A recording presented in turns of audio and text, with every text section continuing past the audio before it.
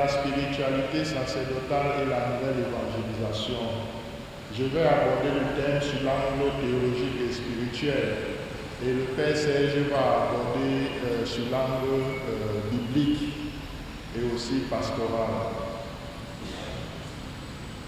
La spiritualité sacerdotale est l'ensemble des principes et des normes découlant de l'Évangile et de la tradition qui doivent aider le prêtre à unir son sacerdoce à celui de Christ.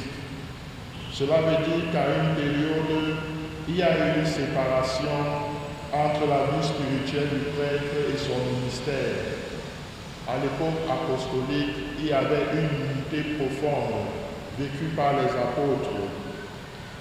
Et petit à petit, à partir de la sécularisation, il y a eu une séparation. Si beaucoup d'entre nous montrent un bon exemple, il faut souligner que certains sont tombés dans les faiblesses des graves péchés. Et la spiritualité du prêtre l'aide à exercer son ministère en tendant tous les jours vers la sainteté. Le but de toute vocation chrétienne est de devenir saint devant la face du Seigneur, dans l'amour. L'année de la nouvelle évangélisation nous rappelle encore que c'est de la perfection spirituelle que dépend avant tout la fécondité de notre ministère. Depuis 3 ans, nous cheminons dans l'année de la nouvelle évangélisation et l'objectif premier poursuivi est de parvenir à la conversion pastorale. Nous avons tellement répété cela, la conversion pastorale, un mode de faire et de vivre l'Évangile qui fait resplendir le visage de Christ dans les paroisses, les sœuvres, les communautés. Et notre Seigneur Jésus, dans son ministère public en Galilée, invitait les scribes et les pharisiens à la conversion pastorale, à savoir briser les barrières du judaïsme et faire sortir le salut d'Israël pour répandre cela à l'humanité tout entière.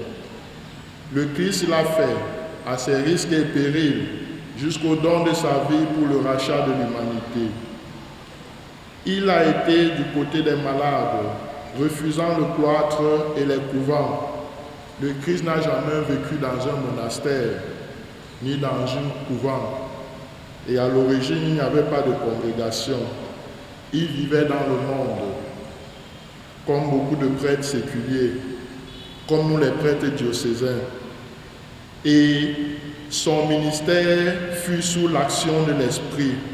Poussé par l'Esprit, il se retire au désert. Il exerce son ministère sous l'action de l'Esprit. Vatican II a souligné la nature et l'importance de la spiritualité propre aux prêtres diocésains. Auparavant, nous le savons, les prêtres diocésains cherchaient souvent dans les spiritualités des ordres religieux une inspiration pour spécifier leur marche vers la sainteté. Dans Presbyterorum Ordinis, le Concile indique que c'est l'exercice loyal, inlassable de leur fonction dans l'esprit du Christ qui est, pour les prêtres, le moyen authentique d'arriver à la sainteté. Presbyterorum Ordinis numéro 13.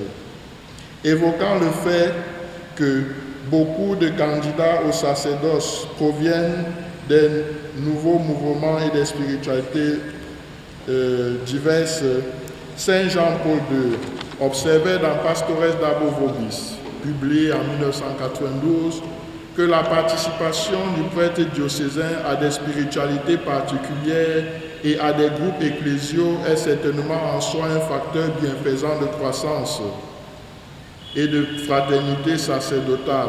Cependant, elle ne doit pas gêner, mais au contraire aider l'exercice du ministère et la vie spirituelle propre du prêtre diocésain. Au numéro 68. Le mot spiritualité vient de spiritus, esprit, et on comprend que l'esprit est le principe de la vie et de l'agir. C'est à partir du type d'esprit qu'on peut comprendre qu'est-ce qui nous anime. Et pour nous, les prêtres, il s'agit de l'esprit de Jésus. Pour tout chrétien, nous sommes animés par l'esprit de Jésus. Depuis le jour de notre baptême, le Christ est le critère de validation de nos choix, de nos aspirations. Ainsi comme le Christ, le prêtre ne fait rien de lui-même. Il exerce le ministère dans l'esprit du Christ, comme Saint Paul doit le dire dans son itinéraire spirituel. Pour moi, vivre, c'est le Christ. Presbyterorum Ordinis rappelle que les prêtres arrivent à la sainteté s'ils exercent leur fonction dans la docilité à l'esprit. Il s'agit de l'esprit de Jésus, l'esprit de pauvreté spirituelle, l'esprit qui dispose au célibat sacré pour le royaume, l'esprit qui dispose à l'obéissance filiale. Il le dit lui-même. L'esprit de Jésus se résume à sa disponibilité pour servir. Et moi, je suis au milieu de vous comme celui qui sert. La spiritualité sacerdotale dans le cadre de la nouvelle évangélisation peut être comprise comme un itinéraire de croissance de l'être du prêtre jusqu'à la perfection totale. Pour le cas de notre diocèse, l'itinéraire spirituel nous invite à contempler d'abord le thème de l'année pastorale, la nouvelle évangélisation pour un renouveau spirituel à travers l'adoration eucharistique, les CEV, la catéchèse, le témoignage de vie à la lumière des actes des apôtres. Arrêtons-nous sur l'adoration eucharistique. L'adoration eucharistique nous invite à la prière, qui est la source, le principe, le fondement de l'apostolat de chacun d'entre nous. L'adoration nous rappelle le but de notre vocation, et Saint Marc nous le dit. Jésus nous a choisis, comme il a choisi les apôtres, pour être avec lui, pour être ses compagnons. Voilà le secret de l'amitié sacerdotale. Et notre Père archevêque ne cesse de nous le rappeler, souvent, très souvent lors des ordinations et même le jeudi saint. Le prêtre a été choisi pour d'abord être un ami de Jésus avant d'aller prêcher.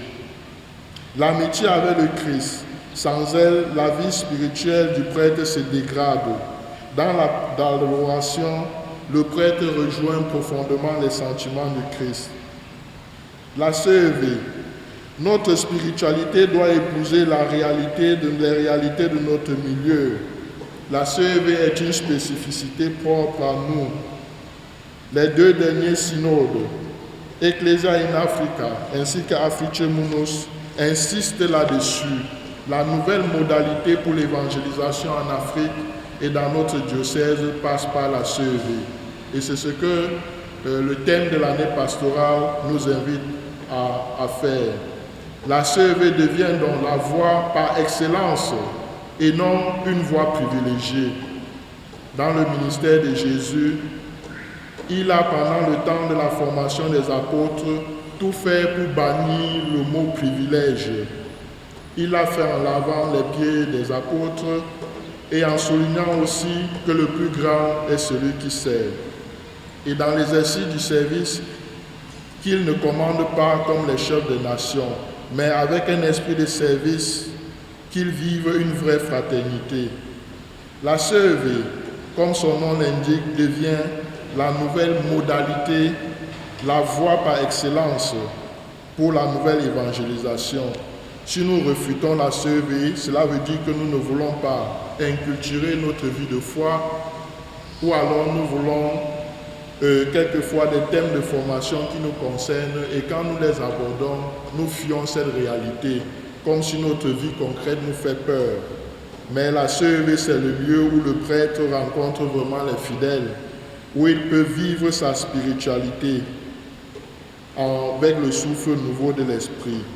La catéchèse nous rappelle que nous devons faire une bonne annonce explicite du Christ ressuscité, avec le langage et les symboles accessibles à tous. La catéchèse comme mise en lumière du mystère pascal.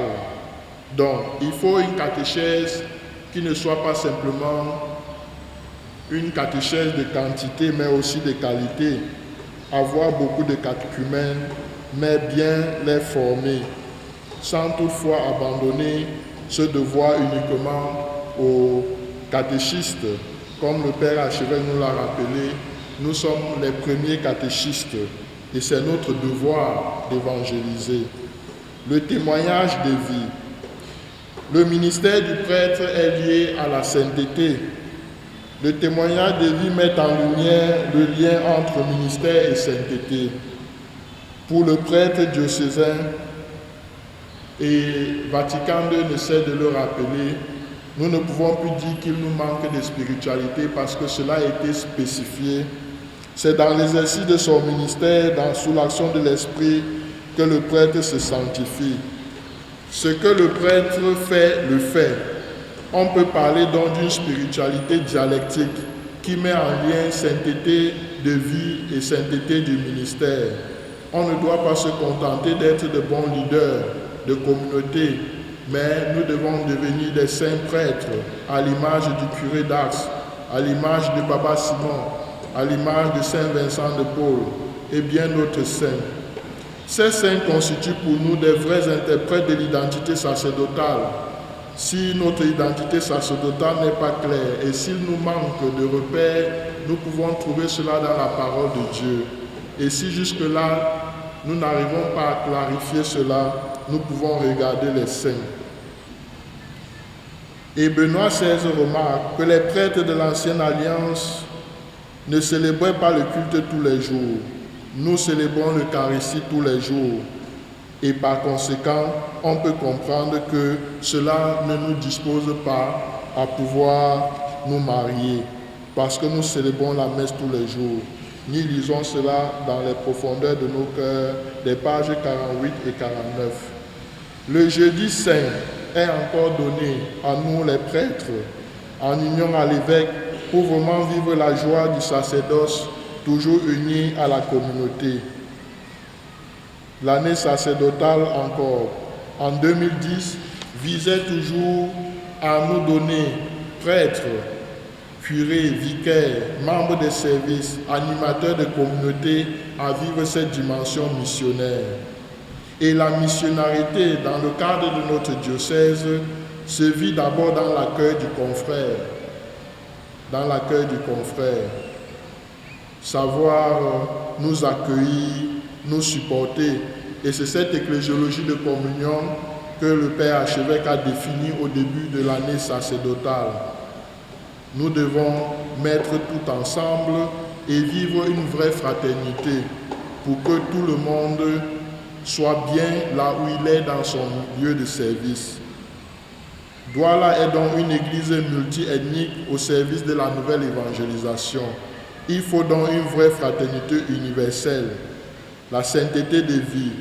Et chaque fois que nous enfermons un confrère dans son origine, dans sa langue, nous continuons encore à hisser les barrières du judaïsme dont Jésus a brisé et que nous, comme prêtres de la Nouvelle Alliance, nous continuons de maintenir. Donc, pour nous, notre sacerdoce aura toujours une dimension trinitaire, c'est-à-dire communautaire. Dieu est amour. Rappelons un peu quelques qualités que le prêtre doit avoir. Et parmi ces qualités, il y a la dimension humaine qui est importante. La dimension humaine est importante pour la spiritualité sacerdotale. Bien sûr, le prêtre est pasteur à l'image de Jésus. Il est animé par la charité sacerdotale. Il est quelqu'un qui doit être capable de compatir. Mais c'est aussi quelqu'un qui est responsable de ses actes. Le prêtre doit être responsable de ses actes. D'après la théologie du sacerdoce de Benoît XVI, le prêtre est d'abord un homme normal, un homme qui sait faire le bien, un homme qui sait aimer le prochain, un homme qui sait accueillir. Le prêtre est d'abord un homme saint. Et comme Jean-Paul II l'a dit, il doit être capable de vivre son ministère dans la vérité. Nous lisons cela dans Veritatis Splendor, au numéro 61. Que le ministère d'esprit dont nous configure au Christ à travers la prière, la sevée et le témoignage de vie. Et Saint Paul, dans sa lettre pastorale à Timothée, nous donne aussi quelques qualités que doit avoir le ministre du Christ. Il dit, 2 Timothée chapitre 2 versets 24 à 25, nous lisons, « Le serviteur du Seigneur ne doit pas être querelleur, mais accueillant à tous, capable d'instruire, patient dans l'épreuve. C'est en douceur qu'il doit reprendre les opposants, en songeant que Dieu peut-être leur donnera de se convertir, de connaître la vérité et de revenir à la raison. » Deuxième lettre à Timothée. Donc, si nous entrons dans la vision trinitaire, nous comprenons que le prêtre doit être vraiment celui-là qui est un modèle au niveau des vertus humaines ainsi que des vertus spirituelles. Vivons dans le ministère de l'Esprit. Laissons l'Esprit nous animer, l'Esprit qui est le grand protagoniste de notre vie spirituelle, pour entrer dans ce cœur à cœur. Que les saints nous inspirent, que Baba Simon nous inspire. Et Benoît XVI, lors de sa visite à Yaoundé en 2009, il a présenté Baba Simon comme étant le missionnaire au pied nu. Voilà un exemple d'identité sacerdotale. Que nous puissions vivre dans l'amour, tout par l'amour. Et tous les débats que même ceux qui viennent d'être publiés en réalité, ceux qui connaissent bien la théologie de Benoît XVI comprendront que ce n'est pas une nouveauté, mais il a plutôt ressassé ce qu'il croit et ce qui est le but, ce qui constitue l'essence de son ministère. Essayons de conclure. Il n'y a pas une spiritualité sacerdotale figée. La spiritualité du prêtre demeure dynamique. Elle épouse la communauté dans laquelle il est envoyé, en tout temps et en tout lieu, dont le prêtre doit se faire pauvre avec les pauvres, pour gagner le plus grand nombre, dont la spiritualité du prêtre diocésain est œuvre de l'esprit et la résultante de son expérience de foi personnelle. Donc, quand nous quittons d'une communauté à l'autre, nous n'avons pas une spiritualité déterminée, mais dans la docilité à l'esprit, nous nous mettons résolument au service. Voilà ce que souligne Pastores Dabo Vobis. La spiritualité sacerdotale est l'œuvre de l'esprit qui engage la personne dans sa totalité. Elle introduit dans la communion profonde avec Jésus-Christ, bon pasteur.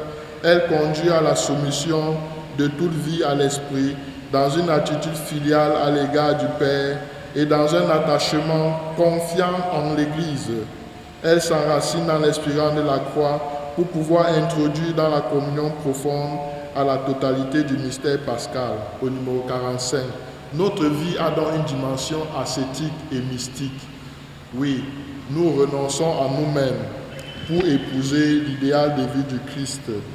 La charité pastorale est donc l'élément qui met en lumière l'essentiel de notre ministère. Le Saint curé d'Ars l'a vécu, Baba Simon aussi, le missionnaire au pied nu.